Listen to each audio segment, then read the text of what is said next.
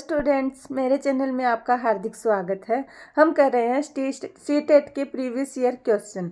आज वाला पेपर दिसंबर 2022 का आया हुआ है। देखते हैं आज वाले पेपर में आपके कितने परसेंट सही होते हैं और लास्ट में कमेंट बॉक्स में ज़रूर कमेंट करके बताना कि मेरे 30 में से कितने क्वेश्चन सही हुए। आज का अपना पहला क्वेश्चन है,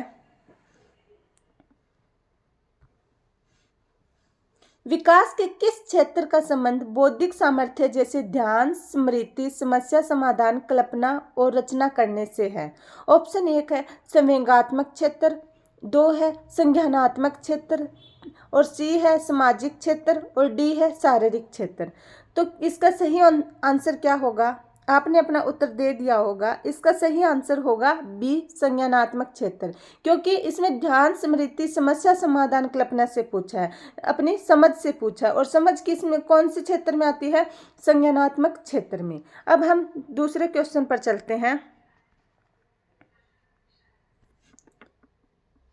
सन्ना ने अपनी कमीज का बटन बंद करने व कमल पकड़ना सीखने से पहले गिलास और बोतल पकड़ना सीख लिया है। यह उदाहरण किस ओर संकेत करता है? पहला ऑप्शन है अपना ए, विकास एक आयामी है। ऑप्शन बी है विकास की दशा शीर्षगामी है और अपना ऑप्शन सी है विकास की दशा अधोगामी है और डी है विकास का क्रम अनिश्चित है। इसका सही आंसर क्या होगा? आपने अब तक अपना उत्तर दे दिया होगा। इसका सही आंसर होगा ऑप्शन सी, विकास की दशा अधोगामी है, क्योंकि पहले रीढ़ की हड्डी का विकास होगा, उसके बाद में हाथ पैर का विकास होगा। किसका होगा? हाथ पैर का विकास होने के बाद में अपनी क्या बनेगी? उंगलियां बनेगी हाथों और पैरों की। तो हम पहले बड़ी चीजों को पकड़ना सीखेंगे, उसके बाद में छोटी चीजों को पकड़ना सीखेंगे। तो यह विकास कौन सा विकास है? अधोगामी विकास है। नेक्स्ट क्वेश्चन है अपना, बच्चों का विकास इनमें से किसका परिणाम है? अपना ऑप्शन है केवल अनुवांशिकता का। अनुवांशिकता क्या है? उन जीन को बोलेंगे जो हमें, जीन या गुणसूत्र को बोलेंगे जो हमें अपने माता पिता से प्राप्त होते हैं, उन्हें क्या बोलेंगे? अनुवांशिकता। जो हमें अपने माता पिता, दादा दादी से प्राप्त होते हैं। और वातावरण, केवल वातावरण से, वातावरण उसे कहेंगे जिसमें बच्चा पल बढ़ रहा है, उसमें परिवार, आस पड़ोस सब कुछ आ जाएगा। विद्यालय और शिक्षा, मतलब कैसे स्कूल में गया और कैसी शिक्षा ग्रहण की। और ऑप्शन डी इसमें क्या है? अनुवांशिकता वातावरण के बीच की परस्पर अंतःक्रिया का। बच्चों का विकास किसका परिणाम है? आपने अपना उत्तर दे दिया होगा। अब मैं सही ऑप्शन बता रही हूँ। इसका सही आंसर होगा ऑप्शन डी, अनुवांशिकता और वातावरण के बीच की परस्पर अंतःक्रिया का।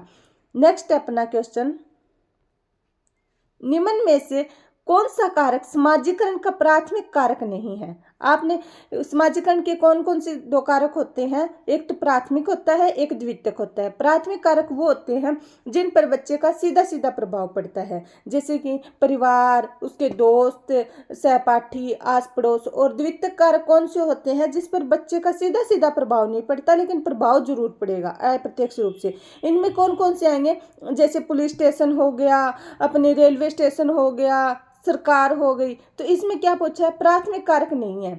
आपने अपना आंसर दे दिया होगा। अब मैं इसका सही उत्तर बताऊंगी। इसका आंसर होगा डी, सरकार, क्योंकि सरकार का बच्चे पर अप्रत्यक्ष रूप से प्रभाव पड़ता है, प्रत्यक्ष रूप से नहीं पड़ता। अगला क्वेश्चन है अपना, हिंज की दुविधा।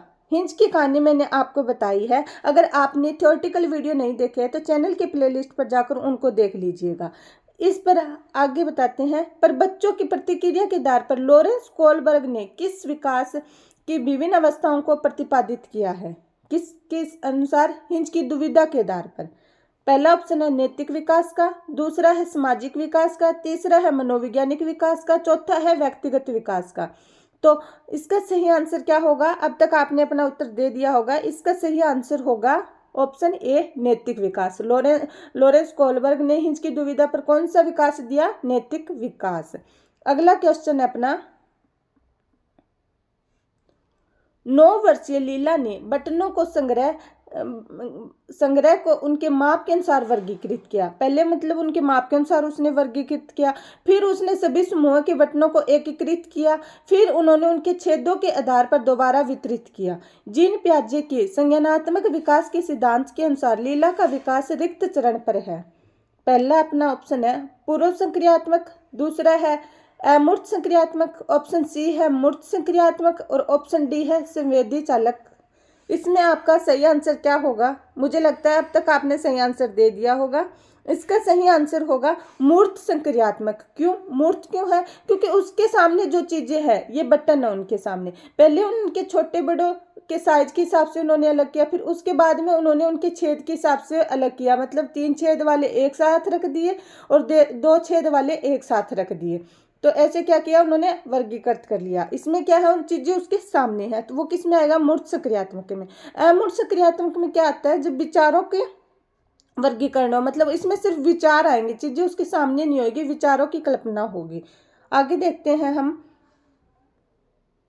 नेक्स्ट क्वेश्चन है अपना, जब बच्चे अपने अनुभव को अपने वर्तमान स्कीमा में समाहित करते हैं तो उसको रिक्त कहते हैं। पहला ऑप्शन है, ऑप्शन ए है आत्मसात्मीकरण, ऑप्शन बी है समायोजन, ऑप्शन सी है केंद्रीयता, ऑप्शन डी है संरक्षणता। इसका सही आंसर क्या होगा? आपने अपने ऑप्शन में बता दिया होगा। इसका सही आंसर होगा आत्मसात्मीकरण। क्यों? क्योंकि वर्तमान स्कीमा में ही कोई ज्ञान को जोड़ना, मतलब पहले से हमारे अंदर कोई ज्ञान है, उसी में हम दूसरा ज्ञान जोड़ेंगे तो उसे क्या कहेंगे? आत्मसात्मीकरण। उसे क्या कहेंगे? आत्मसात्मीकरण। अब जैसे हमें पहले पता है भेड़ है, उसके 4 पाँव 1 पूंछ है, वैसे ही हमने भेड़ को देख के वैसे ही उसी तरह के एक जानवर देखा बकरी, तो हमें पता चल गया भी भेड़ भी ऐसी होती है, बकरी भी ऐसी होती है, थोड़ा थोड़ा ही फर्क है।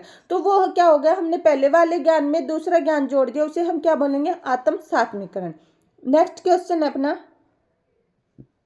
लेव वाइगोत्स्की के संज्ञानात्मक विकास के सिद्धांत को रिक्त कहा जाता है क्योंकि वे तर्क देते हैं कि बच्चों का सीखना संदर्भ में होता है। ऑप्शन 1 है मनोगतिशील, बी है मनोलैंगिक, सी है सामाजिक सांस्कृतिक, डी है व्यवहारात्मक। आपका सही आंसर कौन सा होगा?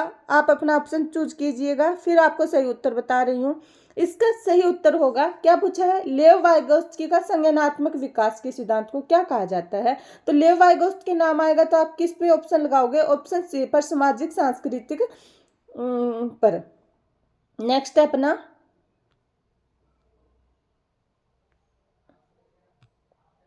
जब कोई अध्यापिका किसी विद्यार्थी को उसके विकास के निकट क्षेत्र पर पहुंचाने के लिए सहायता को उसके निष्पादन के वर्तमान स्तर के अनुरूप डालती है तो अध्यापिका किस नीति का प्रयोग कर रही है?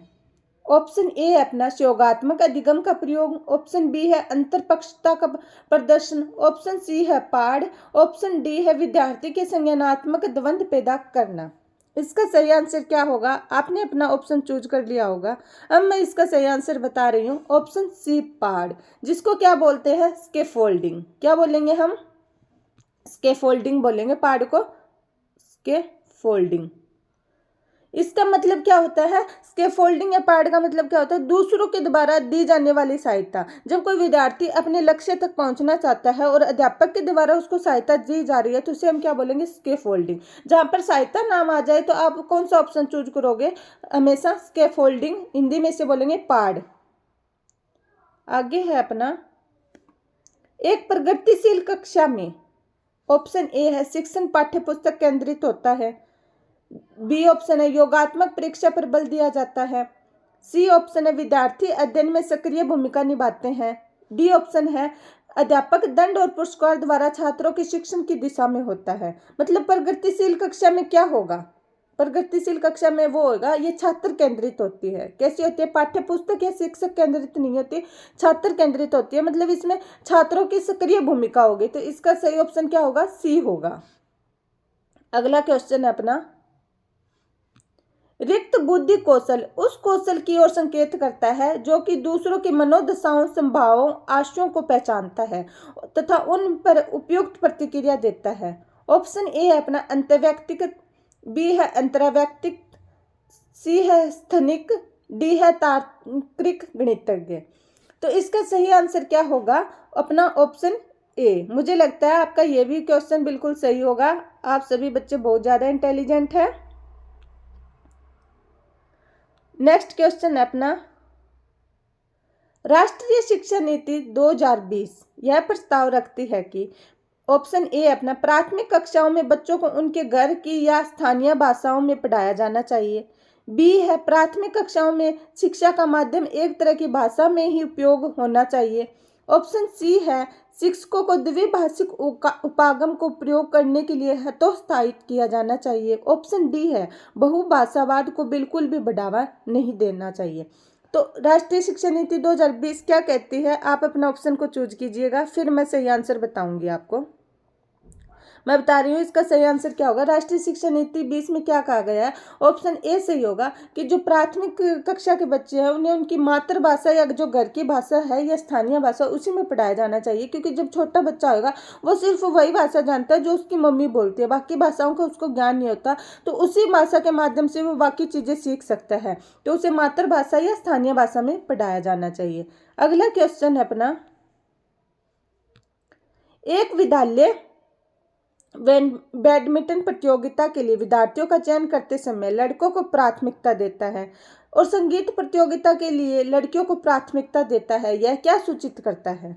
मतलब जब विद्यालय में बैडमिंटन की प्रतियोगिता होगी तो सिर्फ लड़कों को चुनेंगे और जब संगीत की प्रतियोगिता होगी तो सिर्फ लड़कियों को चुनेंगे, किसकी ओर इशारा कर रहा है।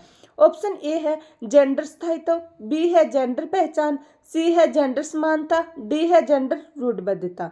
आपका ऑप्शन कौन सा होगा, आप चूज कीजिए। आपने अपना ऑप्शन देख लिया होगा। अब मैं बताती हूँ इसका सही आंसर।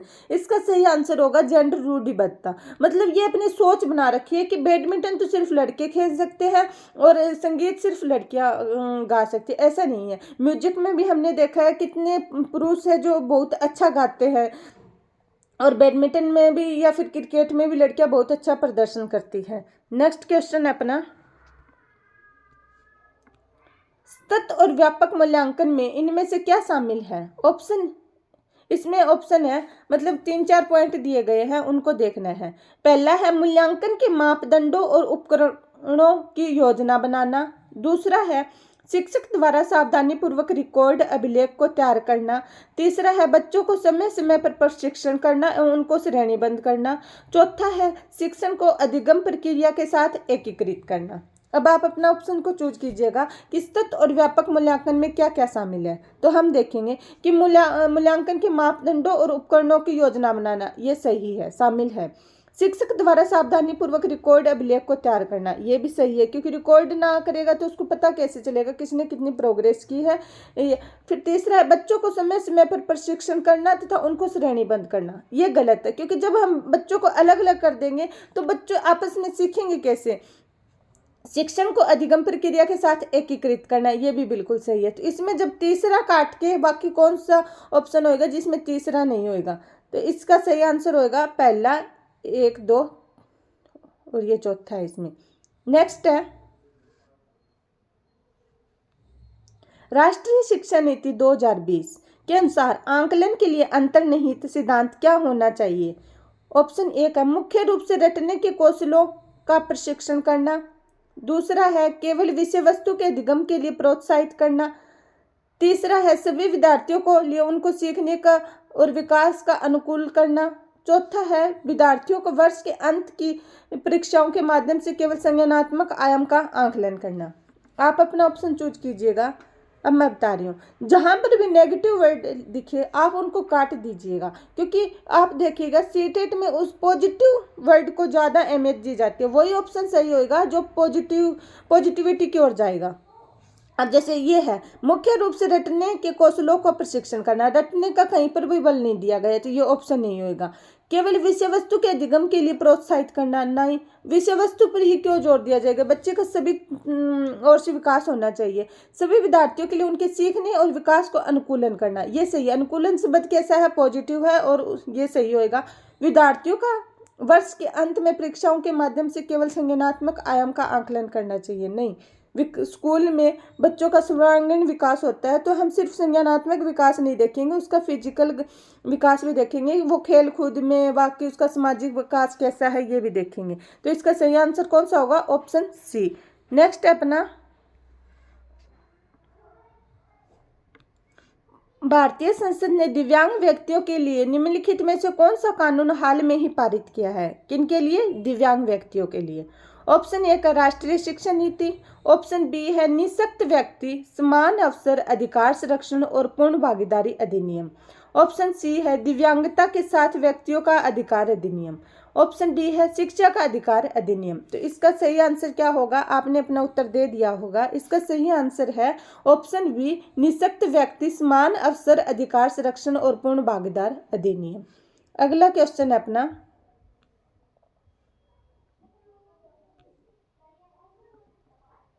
निम्नलिखित में से कौन सा कथन प्राथमिक शिक्षा के समावेश की भावना को सटीक रूप से वर्णन करता है? किसकी भावना को? समावेश की भावना को। ऑप्शन ए है अपना शिक्षक केवल मानक और एक तरह की भाषा का प्रयोग को ही बढ़ावा देता है। बी है शिक्षक कुछ जाति समूहों के बच्चों को प्रति पूर्वाग्रह रखता या रखती है। सी है शिक्षक को विशेष शैक्षिक आवश्यकताओं वाले बच्चों की कोई अपेक्षा नहीं होती है। और डी है शिक्षक सांस्कृतिक रूप से उत्तरदायी शिक्षा शास्त्र का प्रयोग करता है या करती है। तो समावेशी शिक्षा कौन सी होगी? ऐसी शिक्षा जिसमें सभी बच्चों को एक साथ पढ़ाया जाए और सभी को बढ़ावा दिया जाए। तो इसमें हम कौन सा लेंगे? ये भी नहीं होगा भी एक तरह के मानक को मतलब भाषा का प्रयोग करे या भाषा को बढ़ाए, ये बिल्कुल गलत है। जरूरी नहीं है, सभी की अपनी अपनी अलग अलग भाषा होती है तो उनको भी विचार रखने का अधिकार है। एक ही जाति के मतलब कुछ ही जाति के लोगों को बढ़ावा देना ये भी गलत है। शिक्षक विशेष शैक्षिक आवश्यकता वाले बच्चों से कोई अपेक्षा नहीं रखता, ये भी गलत है। तो इसका सही आंसर कौन सा होगा? डी शिक्षक सांस्कृतिक रूप से उत्तरदायी शिक्षा शास्त्र का प्रयोग करता या करती है। नेक्स्ट अपना क्वेश्चन, निम्नलिखित में से कौन सी विशेषताओं का समूह प्रतिभाशाली छात्रों को प्रभावित करता है?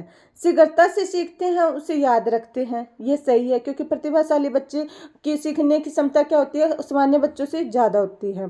सतर्क है और तुरंत उत्तर देते हैं, बारीकी से अवलोकन करते हैं। ये भी बिल्कुल सही है क्योंकि उनकी पकड़ ज़्यादा होती है, वो हर काम में अलर्ट रहते हैं और हर चीज़ को बारीकी से ऑब्जर्व करते हैं।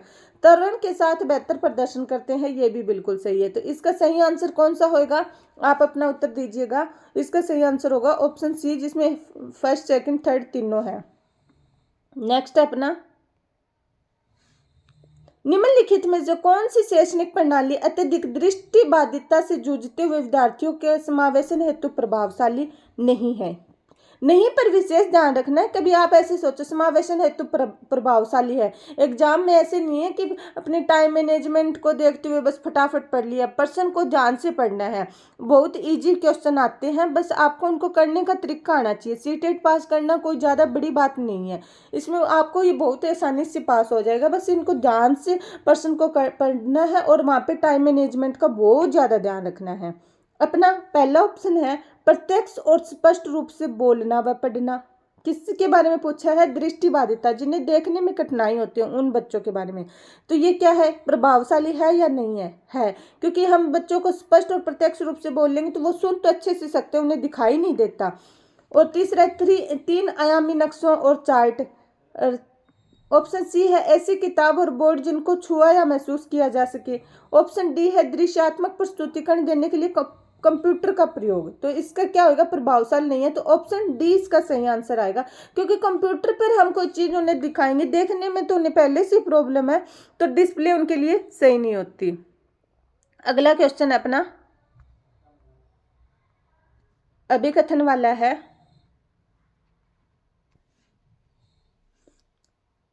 शिक्षकों को सभी बच्चों के अर्थपूर्ण सीखने के लिए अधिगम के विविध मौके मुहैया करवाने चाहिए। तर्क है सभी बच्चों के सीखने की क्षमता होती है। तो इसका क्या होगा?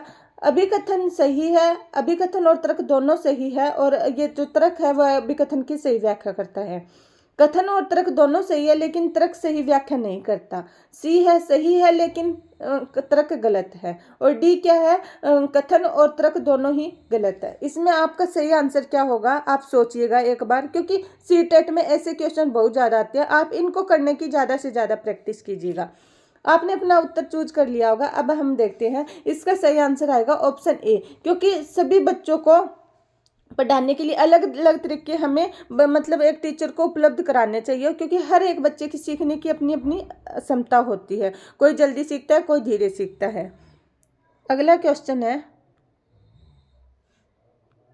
एक विद्यार्थी जो नियंत्रण की बरहा अधिकारिकता में विश्वास रखती है, परीक्षाओं में अपनी असफलता का कारण किसे बता सकती है? बाह्याधिकारिता विश्वास क्या होगा? जो मतलब उसे बाहर से मोटिवेट करे, मतलब उसके अंदर की मोटिवेशन नहीं है, आंतरिक मोटिवेशन, अभिप्रेरणा नहीं है, बाहरी अभिप्रेरणा है, बाहर से उसे मोटिवेशन करे।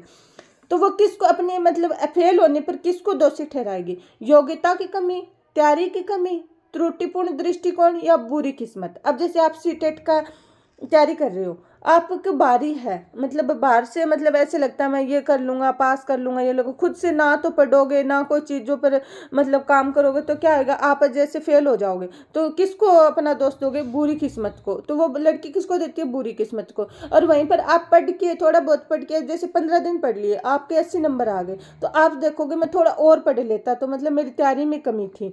ऐसे अपने आप को एनालिसिस करोगे तो वो लड़की किसको दोष देगी? बुरी किस्मत को। जब अगर वो खुद से आंतरिक अभी मोटिवेटेड नहीं होएगी तो दूसरों में कमी निकालेगी और बुरी किस्मत को दोष देगी। अगला है अपना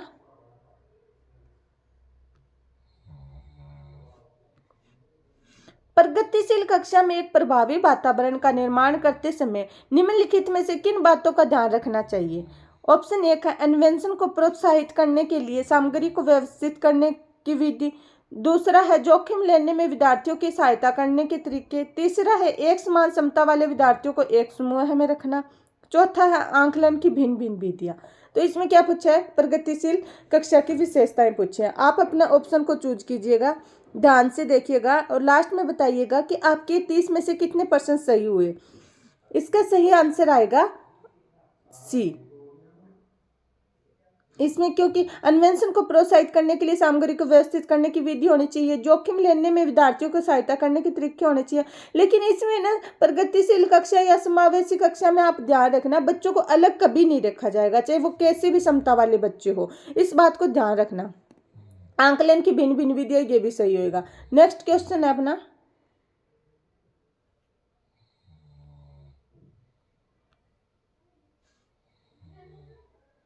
मोहन ने विद्यार्थियों को आयतन की समझ बनाने के लिए विभिन्न धारिताओं वाले बर्तन दिए। फरहान ने अपने विद्यार्थियों को कड़े को यांत्रिक कार्य बनाने की संभावनाओं पर मानस मंथन करने के लिए कहा। दोनों अध्यापक अपनी कक्षा के किस शिक्षण को शास्त्रीय युक्ति का प्रयोग कर रहे हैं? मतलब एक अध्यापक ने तो बच्चों को क्या क्या दे दिया, अलग अलग बर्तन दे दिए आयतन को समझाने के लिए, और एक ने क्या दे दिया, कड़े को यांत्रिक कार्य बनाने की मतलब संभावना बताने को कहा। तो ये किसकी ओर संकेत कर रहा है? ऑप्शन 1 का व्यवहारवाद की तरफ, दूसरा है रचनावाद की तरफ, तीसरा स्पष्ट अनुदेशन, चौथा है सक्रिय अनुदेशन। तो इसका सही आंसर क्या होगा? ऑप्शन बी, रचनावाद। नेक्स्ट क्वेश्चन है अपना, ये भी कथन और कारण पे आधारित है। शिक्षा ढांचे में, कथन है, शिक्षा ढांचे में शैक्षणिक अवबोध के अतिरिक्त छात्रों को सामाजिक संवेगात्मक आवश्यकताओं पर ध्यान देना चाहिए। इसका कारण है संज्ञान संवेग महत्वपूर्ण भूमिका रखते हैं। तो इसका क्या होगा? कथन सही है और जो तर्क है वह भी सही है, और तर्क इसकी कथन की सही व्याख्या करता है। ऑप्शन बी है कथन और तर्क दोनों सही है, लेकिन जो तर्क है वह कथन की सही व्याख्या नहीं करता। और ऑप्शन सी है कथन सही है लेकिन तर्क गलत है। और डी क्या होगा? कथन और तर्क दोनों ही गलत है। तो इसका सही आंसर क्या होगा? आप अपना उत्तर दीजिएगा। इसका सही आंसर होगा ऑप्शन ए, जो ये कथन है वह सही है और तर्क इसकी सही व्याख्या करता है। नेक्स्ट है, शैक्षणिक कार्यों में बच्चों द्वारा की गई त्रुटियों को समझना निम्न में से क्या है? ऑप्शन 1 है केवल विद्यार्थियों की बौद्धिक क्षमताओं का आकलन करने में प्रासंगिक है। दूसरा है शिक्षण प्रक्रिया में केवल शिक्षक की दक्षता का पता लगाने में प्रासंगिक है। तीसरा है शिक्षण के साथ साथ सीखने की प्रक्रिया को समझने के लिए प्रासंगिक है। और चौथा है शिक्षण सीखने से संबंधित किसी भी क्षेत्र के लिए प्रासंगिक नहीं है। तो इसका क्या होगा? शैक्षणिक कार्य में बच्चों द्वारा दी गई त्रुटियों को समझना क्या है? इसका सही आंसर होगा ऑप्शन सी, शिक्षण के साथ साथ सीखने की प्रक्रिया को समझने के लिए प्रासंगिक है। मतलब अगर बच्चे गलतियां कर रहे हैं तो उनकी गलतियों से ये पता चल रहा है वो कैसे सीख रहे हैं, किस चीज पे गलती कर रहे हैं, क्योंकि हर एक बच्चा एक चीज पे कर रहा है या फिर अलग अलग चीजों पे कर रहा है, उसे कौन सी चीज समझ में नहीं आ रही है। तो इसका सही आंसर कौन क्या आएगा? Option C. अगला क्वेश्चन है अपना, निम्न में से समालोचनात्मक चिंतन में क्या शामिल है? ये है पॉइंट दिए गए हैं। प्रसंज्ञान, विश्लेषण, मनन, इसमें क्या है, समालोचनात्मक चिंतन में क्या क्या शामिल है, तो ये तीनों ही शामिल होंगे, प्रसंज्ञान, विश्लेषण और मनन। तो इसमें कौन सा ऑप्शन सही होगा, ऑप्शन 1, जिसमें तीनों हो। नेक्स्ट अपना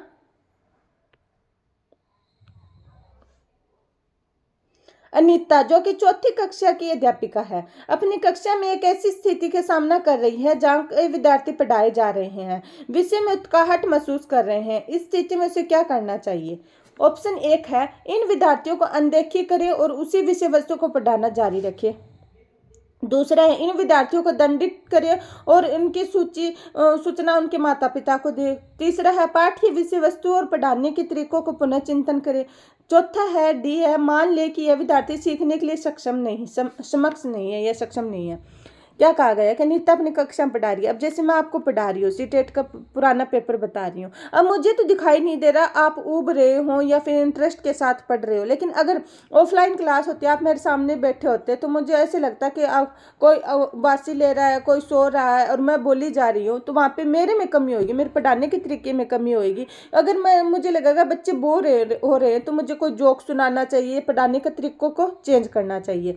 तो इसका सही ऑप्शन कौन सा होगा, पाठ की विषय वस्तु और पढ़ाने के तरीकों पर पुनः चिंतन करना। बाकी बच्चों, आप बोर ना होना प्लीज, आपका एग्जाम है 8 फरवरी को, तो ध्यान से वीडियो को लगातार देखते जाना एक बार, और जहाँ तक हो सकेगा मैं अपने पढ़ाने के तरीकों को इम्प्रूव जरूर करूँगी। बस आप सपोर्ट कीजिएगा, ज़्यादा से ज़्यादा चैनल को सब्सक्राइब और शेयर कीजिएगा। क्वेश्चन है अपना अगला, किसी अध्यापक को अपने विद्यार्थियों को किसी कार्य के लिए आंतरिक रूप से प्रेरित करने के लिए क्या कहकर प्रोत्साहित करना चाहिए। मतलब बच्चों को आंतरिक रूप से प्रेरित करने के लिए क्या करना चाहिए। जो विद्यार्थी सबसे पहले कार्य खत्म कर लेंगे उन्हें 5 सितारे मिलेंगे। दूसरा ऑप्शन है बी, मैं देखती हूँ कि कौन प्रथम आता है या आती है, कौन सबसे अधिक स्मार्ट है, वही सबसे अधिक स्मार्ट है जो प्रथम आएगा। ऑप्शन सी है, इस कार्य में काम करना कितना मजेदार है, चलो देखते हैं कि इस गतिविधि में क्या क्या सीख सकते हैं। ऑप्शन डी है, वे विद्यार्थी जो जल्दी इस काम को पूरा नहीं करते हैं उन्हें खेल के एक सत्र में खेलने नहीं जाने दूंगी। मतलब बच्चों को आंतरिक रूप से प्रेरित करने के लिए किसी काम को करवाने के लिए क्या कहना चाहिए। इसका ऑप्शन आएगा ऑप्शन सी, इस काम को करना कितना मज़ेदार है। मतलब आओ देखते हैं हम इस काम को करते हैं कितना मज़ेदार है, साथ में क्या क्या सीखते हैं। अब जैसे मैं बोलूँगी, अब मेरी क्लास में आप पढ़ रहे हो, पढ़ाई के साथ साथ मतलब क्या क्या सीखोगे। बाकी ऑनलाइन क्लास है, इसमें ज़्यादा सीखने को कुछ नहीं मिलता, आप पॉइंट टू पॉइंट पढ़ते हैं।